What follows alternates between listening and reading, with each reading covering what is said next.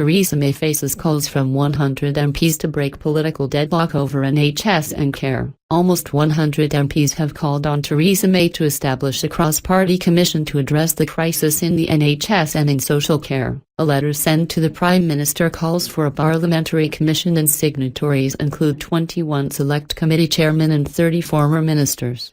The move is an attempt to break the political deadlock that has blocked repeated attempts to determine how to organise and fund services to cope with Britain's ageing population. The MPs say they were seriously worried the government's promised Green Paper on social care will fail to make progress, and instead called for an approach examining the system as a whole.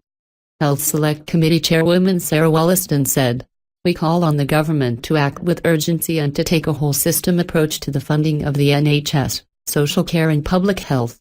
On behalf of all those who rely on services, we need to break down the political barriers and to agree a way forward."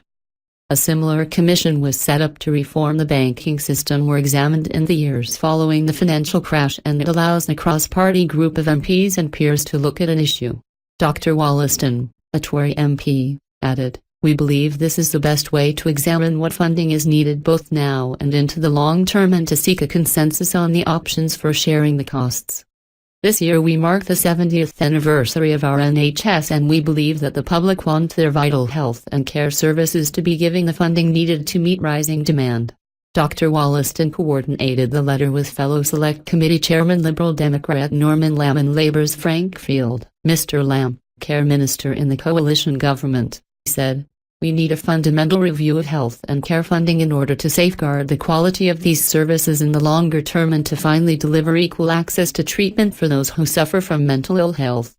This will inevitably involve difficult choices which no political party has been prepared to make." Credit Independent.co.uk